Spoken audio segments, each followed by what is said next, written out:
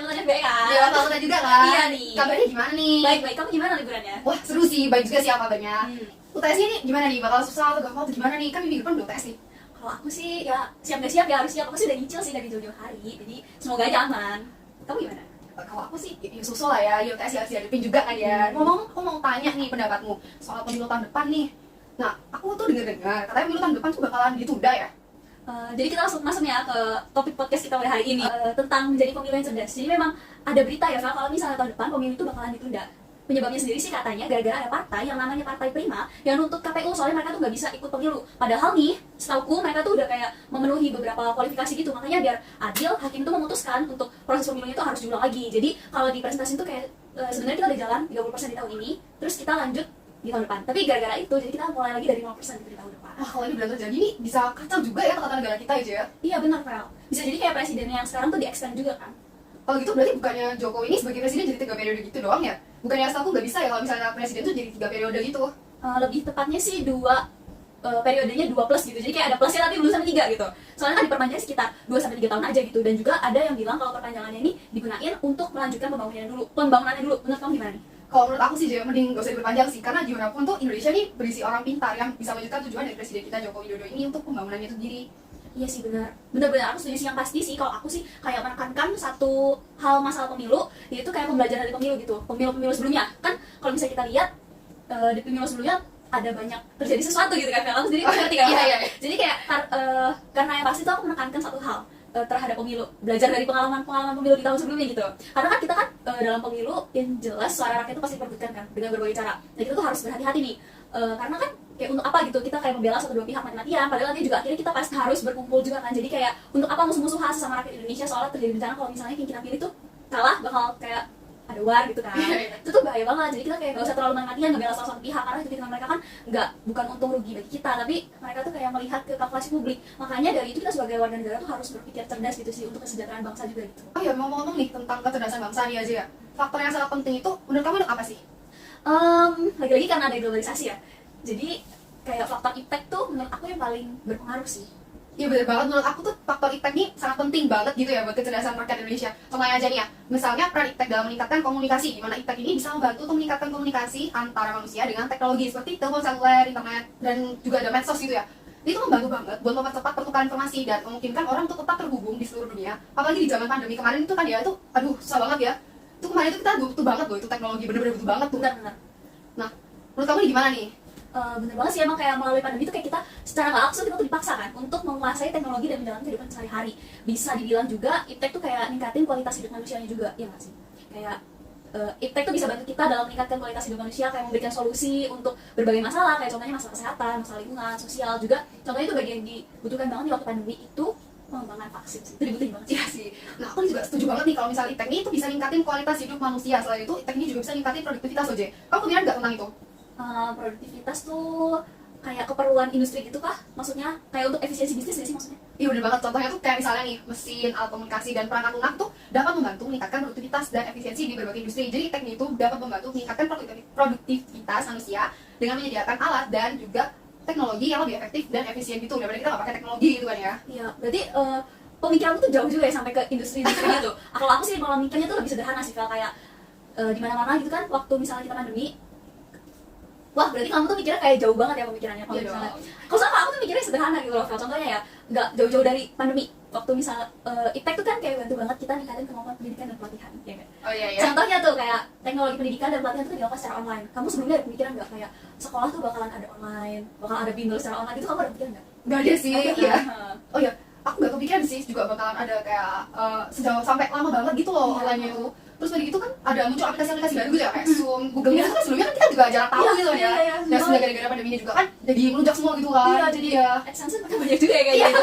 Gara-gara itu. Aku juga bahkan waktu awal-awal kita Zoom tuh ya, aku tuh gaptek banget ya nggak sih? Ini aplikasi apa gitu kan? Ingat banget waktu SMA lagi.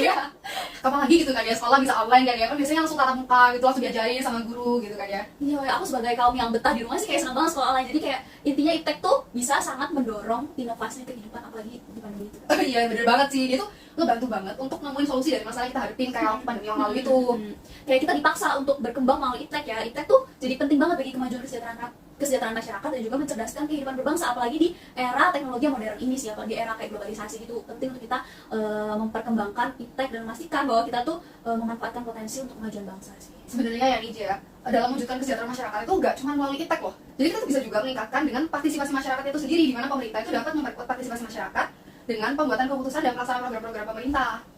Iya benar juga sih Vel, menurutku sih hal ini tuh dapat direalisasiin sih, kayak misalnya dengan membangun sistem yang transparan dan juga yang akuntabilitas kayak kan kita akuntan ya berarti Iya, iya. kita transparansi Iya ada dong. juga kan, kayak dia tuh ngasih peluang bagi masyarakatnya untuk nyampein pendapat mereka dan juga mereka tuh kayak berpartisipasi juga kan dalam pengambilan keputusan terutama di Iya. pemilu tadi Iya, gitu benar. kan. Selain itu juga menurut aku penting tuh untuk kita membangun fondasi yang kuat. Fondasi, maksudnya gimana nih fondasi nih? Maksudnya kayak mulai dari hal kecil gitu ya, dikuatin gitu. Iya ya benar. Jadi maksudku untuk mewujudkan kecerdasan bangsa, hal utama yang harus dibentuk itu adalah dengan meningkatkan akses dan kualitas pendidikan di Indonesia. Dimana itu kan harus benar-benar dipastiin itu para penerus bangsanya atau generasi zaman sekarang itu harus memperoleh pendidikan yang benar. Secara pendidikan kan merupakan kunci untuk membuka kesempatan dan juga mengurangi kesenjangan sosial di masa yang akan datang gitu kan. Ya bener banget sih, jadi sebelum kita meningkatkan akses sosial, industri kesehatan, pekerjaan, dan ruang usaha lainnya, kita juga harus menanamkan di sisi pendidikan dulu gitu ya, ditanamkan, dikuatin dulu gitu sisi pendidikannya. Iya, jadi kayak pemerintahnya tuh harus mastiin bahwa setiap calon penerus bangsa itu harus punya akses ke pendidikan yang berkualitas dan juga terjangkau. Dimana pendidikan ini kan nantinya juga bakalan ngajarin kayak keterampilan dan pengetahuan yang diperlukan untuk meningkatkan produktivitas dan juga untuk meningkatkan lapangan kerja juga yang baik nantinya gitu kan. Jadi kayak nggak sedikit juga para penerus bangsa yang belajar di luar negeri dan mulai speak up tentang sistem-sistem pendidikan Indonesia gitu kan. Contohnya, Kayaknya aku pernah denger sih ya. Jerome Jepang kan? iya, Jerome. Iya, gimana nih Jerome nih? Boleh diceritain nggak tuh? Gimana terkait bilangan negara maju gitu ya? Iya. Kalau aku sih baca podcast dengerin podcastnya nggak sampai full, soalnya ya kan kita banyak tugas di kuliah. Iya. Jadi kalau menurut senangkapku ya Vel, kayak aku lihat di videonya, jadi dia tuh bilang kalau di Jepang tuh kayak mereka tuh benar-benar memusatkan kita hobi di bidang apa, kita tuh benar-benar hobi atau keterampilan kita tuh di mana dari kecil. Oh, dari kecil? Dari kecil. Oh. Katanya dari kecil. Karena kalau misalnya di Indonesia itu kan kayak sekolah tuh kita dari kecil kayak dipaksa untuk terampil di segala bidang ilmu pengetahuan kan. Iya. Jadi kayak di sana tuh bakal sebaliknya. Jadi mereka kayak benar-benar musatin. Kalau misalnya kamu suka A, belajar A dari kecil gitu. Aku dengar juga gitu sih di Iya, Jepang kan ya. iya, Maksudnya tuh kayak- difokusin mengasah kemampuannya tuh dari kecil ya itu aja gitu kan. Nah sedangkan di Indonesia nih kalau setahu aku dari pengalaman aku nih ya, kita tuh belajar banyak hal dulu gitu, nanti mungkin lama-lama atau besar itu kita baru fokus gitu ya kan. Kamu ngasih gitu nggak? Iya, malah menurut aku sekarang kan kita kan udah mulai besar, kita udah mulai disuruh untuk memilih kan. Iya berdua. Sedangkan kita tuh kecil kayak sibuk banget. Kita kan sekolah Iya. bareng gitu ya. Iya. Kita sekolah pulang tuh sore belum kita les. Iya les ya ampun, aku juga les tuh. Kamu les juga? Aku les pulang kadang kalau ujian, UAS, UTS aku sampai 12 malam baru pulang. Iya aku tuh juga, aku tuh les sampai malam-malam banget. Iya pulang sekolah tuh udah sore, lanjut sampai malam gitu. Jadi nggak bisa ngelakuin hal yang lain gitu. Iya, jadi kayak nggak sempat untuk ngasah kemampuan kita di bidang lain gitu kan. Seandainya nih, aku mau ngasah kemampuanku biasanya tuh cuman ada di hari-hari libur kayak Sabtu Minggu aja. Padahal Sabtu Minggu tuh hari dimana kita tuh mau deketin diri sama keluarga, sama teman. Iya kan, kapan lagi gitu loh, udah les sampai sore, terus nanti lanjut lagi malam lagi belajar, ya ampun. Ya, hal-hal kayak gini sih yang harus diubah di Indonesia supaya calon penerus bangsanya itu jadi cerdas di bidang masing-masingnya. Jadi kayak karena dibalik kita tuh karena seharusnya kita kayak nggak harus menguasai semua bidang gitu kan. Iya, bener. Setiap orang dirancang untuk menguasai salah satu bidangnya aja kan. Iya benar. Ya, makanya kita tuh harus menggarisbawahi ini gimana caranya supaya kita tuh bisa menjadi rakyat yang cerdas, supaya kesejahteraan rakyat ini tercapai juga tersatisfied gitu loh. Nah, itu tuh ngarah ke pemilu sih menurutku. Karena kalau kita cerdas dalam pemilihan umum, pasti kan akan mengarah ke bagaimana nasib Indonesia ke depannya. Kayak lebih tepatnya kayak 5 tahun kan periode presiden itu. Iya, iya. Nah, jadi kayak menurutku tuh itu merupakan cara jitu untuk menjadi pemilih yang cerdas adalah dengan mempelajari itu terkait dengan partai politiknya tuh kayak mencari informasi yang terpercaya, terus kita harus memeriksa juga rekaman jejak calonnya gitu. Iya, sama itu harus diperiksa gitu Iya, ya. terus yang terpenting satu yang terpenting nih zaman sekarang, kita tuh gak boleh terpengaruh sama transaksi yang diberikan oleh calon-calonnya. Tapi kita tuh juga gak boleh golput, apalagi kita tuh udah ada hak milih, ya ikut milih gitu loh. Iya sih, itu nomor satu sih. Berarti Iya. nomor dua ya, nomor duanya jangan terpengaruh sama transaksi yang dikasih. Karena kan kayak banyak juga kan transaksi yang diberikan sama calonnya sebelum pemilu. Karena aku sendiri tuh pernah tuh ngalamin kayak aku didatengin sama calonnya, diberikan amplop warna putih ya, terus foto misalnya dia nomor 2, itu foto nomor 2 gitu gaya dia gitu. Terus kita tuh kayak dikasih tahu sama dia visi misinya itu kayak gimana. Terus dijelasin. salaman terus salaman diselipin apa gitu.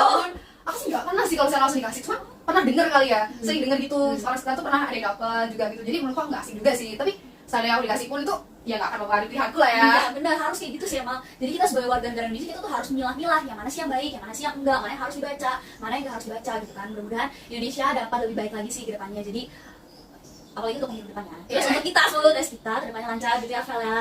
Ya benar banget nih, semoga Indonesia dapat memperoleh cara yang tepat untuk pemilu kedepannya ini buat tahun depan ya. Dan juga kita dapat memperoleh hasil UTS yang maksimal. Amin, oke.